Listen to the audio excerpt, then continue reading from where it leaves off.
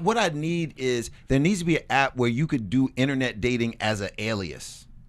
Like if I could go on that's alias. called catfishing. But that's called catfish. There is an app that does it? Or you're saying that's what? You don't It's a need an show. app. It's just a show. Where I saw someone last night Yeah. that So you're saying dated for there's 8 years, and they never saw each other or talked to each other. You all are saying there's another show that I haven't seen?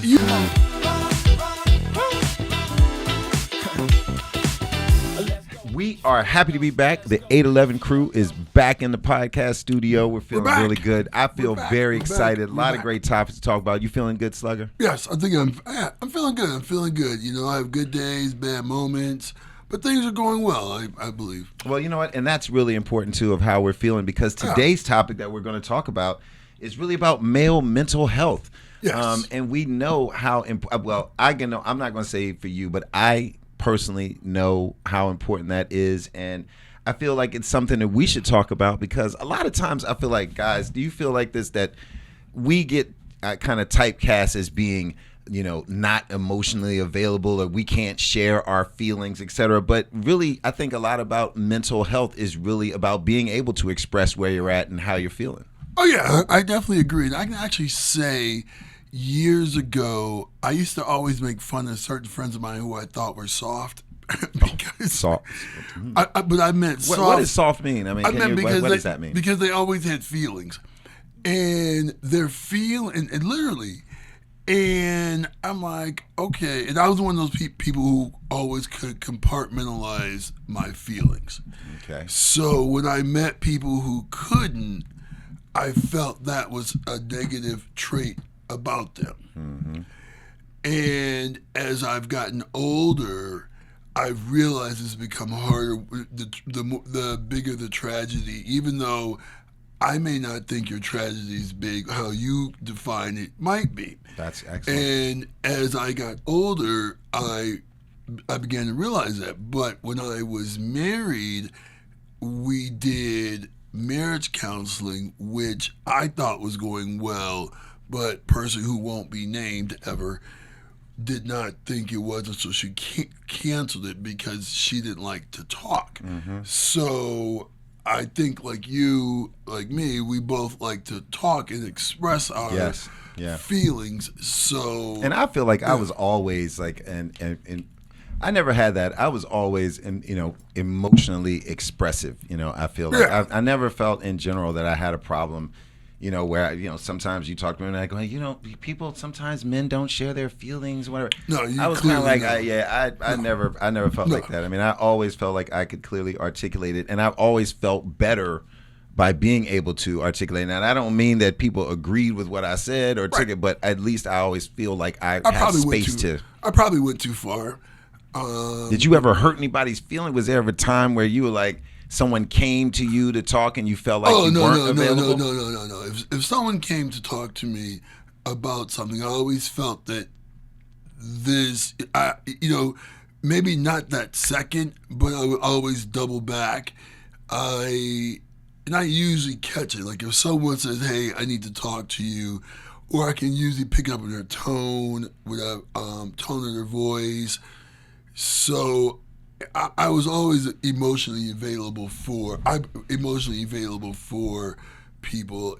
It's so I thought. I mean, if someone thinks different, I'm very sorry. But now, don't you feel like that sometimes? Like what I'm also curious. What you're thinking is how much do parents, involved in this, right? I mean, we all have parents, et cetera. Like your childhood is obviously a part of what informs your adulthood. Yeah. Like, so I think for me, I feel like both of my parents, both my mother and father, I was blessed, first of all, to have both of us were blessed to have mothers and fathers who were there, who were involved in our lives. And so I feel like that was very important. I always felt like not even just my parents, but also having grandparents. Like when I think back of if I really think back on the foundation of my emotional stability, whatever that is, when I am stable, because it ain't always stable. But anyway. I think to my grandparents. I'm waiting for that stable moment. It'll come, but just wait for it, work for it, wait for it. But my grandparents were really key. I felt like my grandmother grandfather. They would come pick me up. My grandfather would walk to pick me up after school. He always would ask how I'm doing. So I feel like a lot of that emotional availability happened with my grandparents, even more so than my parents. I think it's definitely something you learn as a child, which I do think the newer generation doesn't learn because families move. For even when I look at my own family, my family lives in Cleveland and I live here. So growing up, my grandparents lived, on my mother's side, lived 8 minutes away. My aunt lived 2 minutes from her, so they could walk back and forth. My uncle and great-grandmother lived in Cleveland in a two-family that my grandparents owned. So we were always, for every holiday. Does that mean you always had breakfast ready? I mean, is somebody cooking some breakfast? Can I always get dinner, everything? So there was you always, like, even if my parents... That's why you have so much food in your crib all the time. There's always We food, will have to one day do a segment from your crib because you got every kind of bread, every kind of chips, every kind of cookies. I know. Margarita maker, trust me, is crazy. Right, I mean, but somehow it doesn't seem to spoil. Which is crazy. But, I do eat food. So you healthy mentally because you do have a good appetite. Go ahead. But I do think the family life, even like on my dad's side, I knew my dad was raised by his grandmother, which was my great grandmother. I knew her. I knew my dad's dad.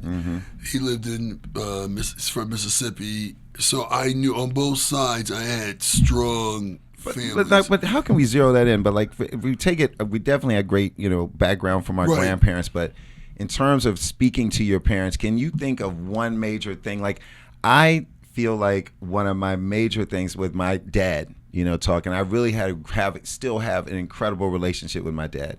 Yeah. And I feel like one of the biggest tough points that I ever had, like my dad was always so intimidating to me. Like I always wanted to, do well, succeed, etc., in front of him. And it was always kind of hard to say when I failed.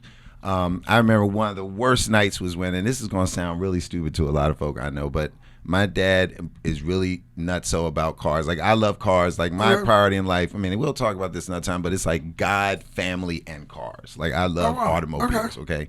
And so my dad, first of all, I had to work like crazy I had to have a 3.5 GPA to get a driver's license. I was mentally messed up as a kid because I was the only one that didn't have a driver's license. Then I lived all the way, like it was just a saga. When I finally got my driver's license, I was ready to go, have my guest outfit on and couldn't go out because right before I was about to go out to pick Shorty up, my dad was like, so you got your driver's license? I was like, yeah. Now see, when my dad started asking me stuff like this, I knew I was just like the stupid jacked. question. Like this is not going to be good. I'm about to have to take my guest outfit off. And some of y'all might not know what a guest outfit is, but trust me, it was straight fly. Oh, Giorgio Marchioni. Right. Oh, yeah. Right. And I got that from Marshalls too. Like I wasn't going to like, Woody's back in the day. Y'all don't even know what Woody's is. I'm showing my age, but I wasn't going to Nordstrom to get the fly. I'm going to Marshalls or TJ Maxx to this day. I know you don't know how to spell those stores, but you're like, do they sell Balenciaga there? But anyway, so that's a fly guess. But my dad was like, I think I'm good. My dad was like, so you got the grades, you got et cetera. He was like, but what insurance do you have? What insurance do you have? I was like, insurance? I was like, well, what insurance do we have? We have insurance, right? Like, it's what? And my dad was like, well, I have insurance and your stepmother has insurance, but what insurance do you have? That's when I knew I wasn't going nowhere, really? yo. So my dad dented my mental health early because didn't he, after I washed, waxed, and Armor All the joint down, he and my stepmother got in the car that I had just cleaned and dipped out to dinner. Really? Yeah, that was gangster. That was gangster. But I did have a job at Burger King the next day, and my mental health improved right away when I could make a Whopper and cheese in 13 seconds. I've never worked fast food. I worked at so I remember I turned 16. Are you proud of that? That you never worked fast? You say that. Yeah, I feel some type of way about that. I never worked fast food. See, that's messing with your mental health right now. But we're at a grocery store. Can I dip in on that? Yeah. I did work fast food for one day.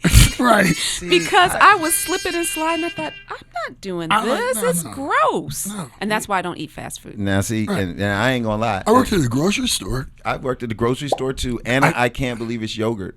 But I made sure that. But in speaking of my son's mental health and wanting him to have the same stable thing that I did, my son's first job was at Ben's Chili Bowl. So was my son. When he was 14 years old, he was like, "What?" I said, "You need to come home with somebody else's ketchup and mustard on your finger." That's what you need. You had to learn. I think one of the things with family and with mental health, our parents showed us. They showed us how to love. They gave you that tough love the way, regardless of how they did it their way. I can, remember my parents embarrassing me. The whole, I had chores. I had, even though I had a great life, I had things, but it's not like they just gave it to me. So I learned that. So it was, it showed me, my mom and I think we're just talking about getting gifts and just knowing what people to invite to events and things like that. And I always knew, like, my parents taught me about buying, Mother's Day, Father's Day. My brother and I exchanged birthday gifts, Father's Day gifts, Christmas gift, things like that. So when my grandparents were alive, we exchanged gifts with them. My grandfather will return them because he felt, and now my father's at the point that he returns everything. Now I just got to ask this one question real quick. Did your family make you write thank you notes? This is a key question. Is it yes or no? Well, for graduation. Because if you say yes, then we know what kind of family you came from. And if you say no, we know what kind of family you came from. For graduation and stuff, yeah. But they would make us call our grandparents. Like, I used to have to call my grandparents weekly, things like that. Yeah, see, that's the thing. We'll have to talk about that in another episode, too, because that used to mess with my mental health. So I had, my parents were divorced, and I got to tell you, my stepmother, it was tough when I was younger, but as I've gotten older, I have learned to so appreciate her lessons. Like, she was about these thank you notes. And I'd be like, why do I got to write a thank you note? You gave me a gift. I appreciate it. And now it's like somehow incomplete or wrong if I don't write a letter to thank you. Like, so does that mean the person who gave me a gift is going to be like, I wish I hadn't gotten that mug a gift because he didn't write me a thank you note? I mean, I'm just asking the for person, a friend. The person whose name we won't say, she taught my son that, to write thank you cards. And that is a great thing. I agree. It really is good. But he had big birthday parties, so it was a thing for him to do. I didn't have birthday parties at all because my birthday's in August. All right. So, we couldn't have the school birthday. Our birthday's in August. We couldn't have the school. I was always jealous that somebody's parent would bring them cupcakes and stuff, and we didn't have that. That never happened. So that kind of messed with my psyche. And I think, and even now as an adult trying to have a birthday party, people are always going on vacation all the time. Yeah, they're always on vacation, always. So I would have like small family parties. So that is, even when I turned 50, it was like, it was during COVID. It's tough. It's definitely tough. tough. Timing is everything. Right. Now, you know what? And it occurs to me on this mental health topic too. I just, we've kind of waxed about a lot of things with our formation of our mental kind of,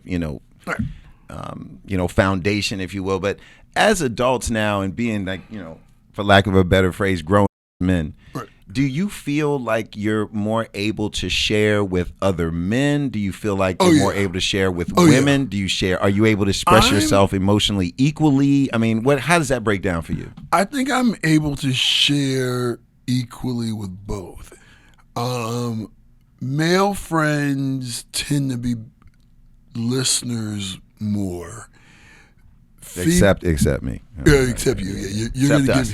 give except us. Right. So there's ones. I have a few other friends. I actually have a friend who passed away, who would have expressed way too much as well. But but women express, and you have to know, and to me, you have to know the right female friends, because Absolutely. sometimes they express, you're like, that's not quite what I wanted. I need you to hear me and help me the same way. I don't need your, issues, Right. Part of it. So, But I mean, the other sex is definitely a part of our entire mental health energy. Oh, yeah. And I think we're going to have to talk. I think we're going to talk about that in another episode, like how those dynamics with men and women, friends, platonic, secondary. How does that all come together?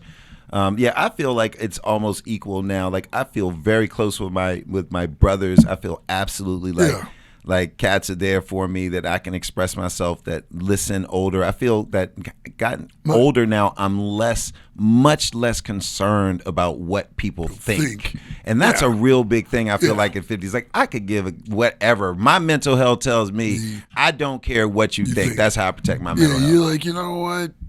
I really don't care. I'm like, I'm gonna go home. You're not paying. You're not paying me, so it's not really worth it. But being 50, I don't care. We're better now. We're better at 50. Right. Our mental state is better now because of 50. Well, you're going to see on this show how our mental health gets better. We're going to have to move on to some other topics here right on, but we're going to always, I think it's important that we always kind of circle back to that mental health piece, because that is something that continues. It can be daily how people affect that, and I think it's something that we're really going to talk about here ongoing. Your work affects it, your family life, everything affects it. Why it's taboo to talk about it? So we'll get into some of those things. The thing is, as we become 50, it becomes more of a topic of a conversation. Mm-hmm. People are more willing. You realize how many people have seen therapists. Absolutely. Like that. Absolutely. 811 crew, we're going to get into all the taboo topics, mental health and others. We got a lot more to talk about. Stay with us. All right, party people, we are back. And our topic of the day, our question of the day is... This is a good one. Do you know anyone that has met their significant other on a dating app? I can say personally, I've never met anyone on it, but I do know people that have worked for me that have been married someone on a dating app. And actually, our very own studio audience member, Carmen. Oh, Carmen, give us the deets. Carmen met her boyfriend on the app. Carmen, give us the details. Like, what was it a paid app? Was it, free? Was it an app that people just, hook up on? Do you like Chinese, Indian, American? Like is there a flavor that you like? Did you find all boxes? 31 flavors? I mean, what is your flavor? I mean, am I getting in your business? I don't even know. Height, weight, everything. Like, is there a category for short, 5'4" women or men from New Zealand that you check? What everything. We want to hear. She like Kiwi. Talk to us. I'm sorry. What is this thing about? You guys are like my uncles, and they ask me a question and you just keep talking. Right. Uncles be like, "Oh, yeah." We want to hear. Yeah. So I did meet my boyfriend on the interwebs. Okay. You say the inner what? The interwebs. The interwebs. We're not giving someone some free publicity. Please go ahead and educate me some more. Which site were you? I mean, what site is this? I was on one of the free ones. Oh, really? Like Plenty of Fish or something like that? Yeah, it was either Plenty of Fish or Black. Blackfish? Is that what we call Blackfish? Plenty of Fish. No, it's not Blackfish. There's Plenty of Fish. New York for a night and Plenty of Fish. There's also Plenty of Black Fish is singles meat. Is that right? I don't think it was Black. I think it was Plenty of Fish. Really? That's the booty call. Yeah, that's definitely. I've never been on that before. Tinder is no. Tinder is swipe left and swipe right. No. Bumble is swipe left. No, Tinder was definitely swipe left and swipe right. My friends on Plenty of Fish, they hook up. I remember the whole thing, especially free. You remember what? I have a What very do you good remember friend. actually? Was you on it too? Oh no! If I was, I remember joining one site because the people on the site had to pick you to be on their site. And then I never did anything, so they picked me. It was a site, but list. Yeah, they picked the people to be on the site. You had to have a LinkedIn profile for that one. Yeah, and I don't mean to be your uncle, keep talking, but I really want to know more about what you did. You call him? Who called whom? Did you find him? Yes. Did you know him? I mean, tell us about that. So, I had just moved here from Dallas, Texas. Okay, it's 2014, and I just. I looked at him. I was like, "Oh, this is a nice light-skinned man." From Dallas, Texas. I mean, the moment you got off the plane, your odds increased. I don't know what the dating is in Dallas, but I can't imagine. Dallas is pretty black. I'm not gonna lie. Okay. You said it's pretty whack. Black. It is. What did you say? Black with a B. They didn't have any black people in Dallas. Yeah, we're probably on the rich. You were probably on the rich side. Yeah, you were probably on the rich side. She said you was in Plano. You were on the Like on the show Dallas, the Ewings, there were no black. Not even the people that worked there. No. Right. No. They didn't have any black horses. Right. Right. But we matched, and then he was like, "Can we FaceTime? I want to make sure you're not catfishing me." Right. One of my favorite shows. I was like, "I'm cooking." He's like, "That's fine. I'll watch you do that." I was like, "Okay." So we FaceTime, and that was it. Wow. What was you cooking? I was cooking like some pan-fried chicken and some sauteed spinach. What'd you have on? I don't like shorts, like a tank top and some shorts. And he was like, "You're real." Not I was some like, "Yeah." hoochie mommy shorts. No, more like.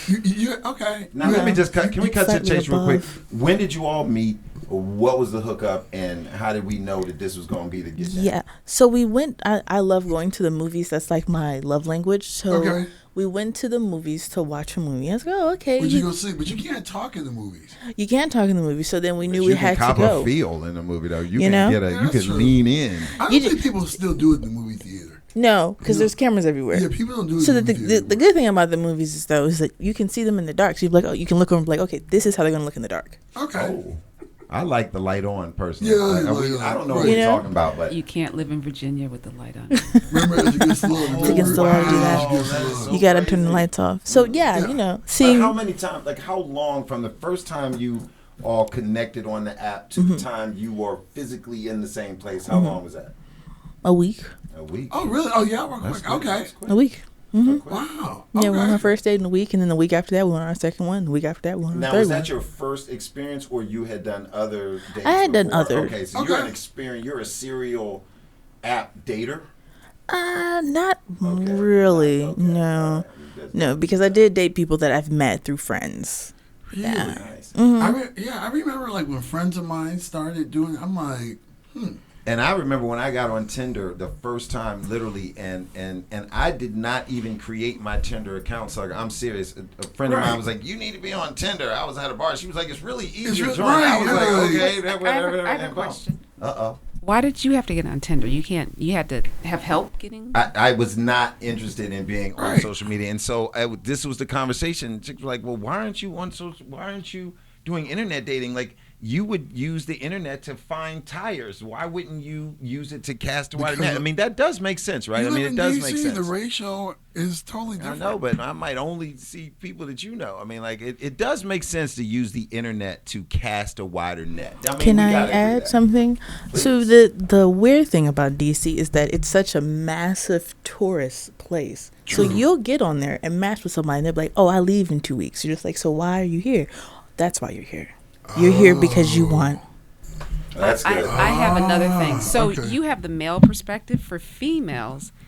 Since there's such a small pool of men, Right. and then from Is that that pool, really real? Oh, the trust small me. pool of men. Maybe Black your women. needs are too. No, I don't know. I'm very God open. rest I'm in peace, very Kevin open. Samuels. Black women in DC have to be careful because there's about a pool of this many sane men with a W-2 and a car. Well, I tell you what, that's Right. gonna be. We're gonna get into a whole nother topic now. We're gonna have to talking about the You know, we're going to talk about the pinky toe and then some other that could get into some whole other things because inclusivity, diversity, and inclusion is a theme. Yeah. We have to move past these racial segregation. I mean, like, I think people should date who they want to date. If I want to date Karen, then damn it, leave me alone. If I want to date Rohini. Rosie, whomever. Rohini. Yeah, is that who? Oh, that's India. Okay. You said Rohini. Right. I actually grew up with a girl named Rohini. She was Indian. Her family lived on my street, so I remember.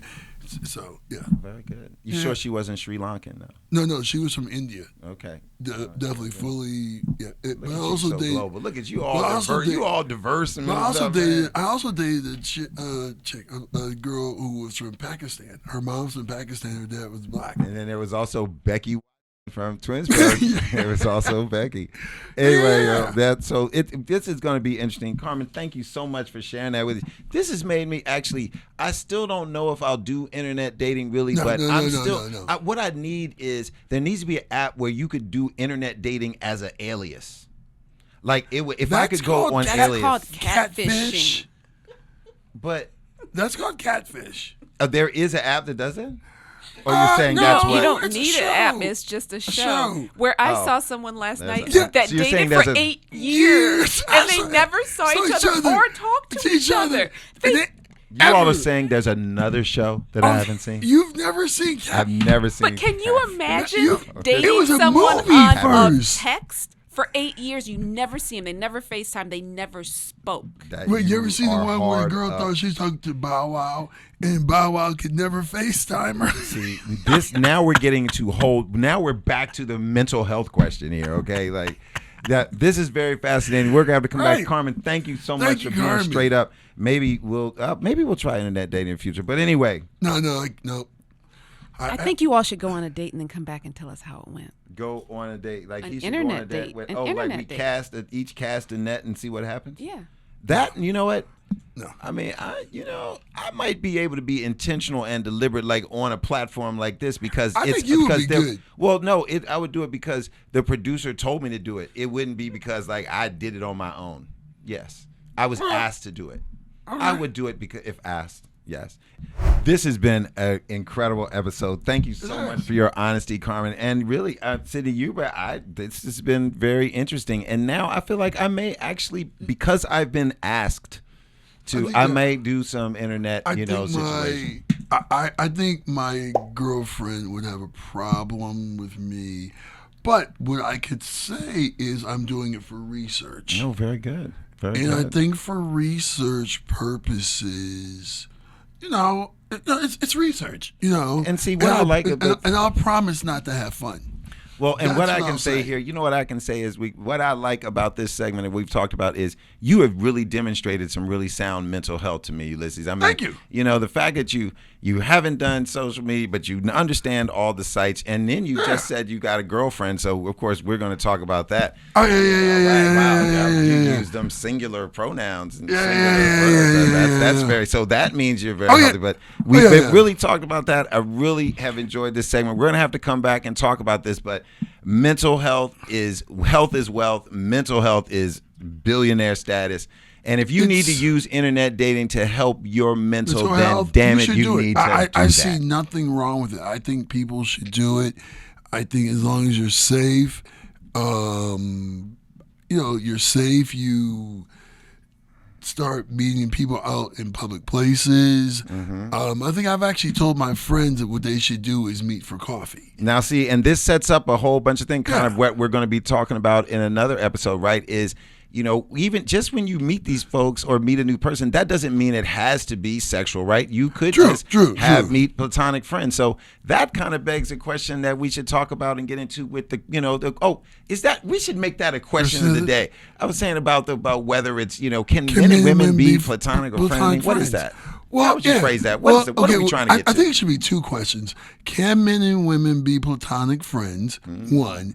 Can men and women be platonic friends after they've slept together? Interesting. I would say yes and yes. Together. Yes. I would say yes and yes. I believe you got to know in there? No. I believe so completely. I want to hear from. That's interesting. So we all said yes. I'm wondering how many no's are out there too. Like who is like no? Once you cross that bridge, you can't go back. small. Once I seen you naked, then that's it. No, I can't. Literally. Bro. Like I'm like, okay, like we're just cool. Like we're just cool. It didn't work.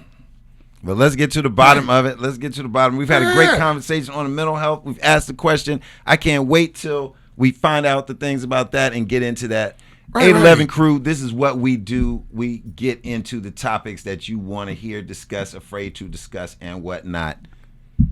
We're out. We're out.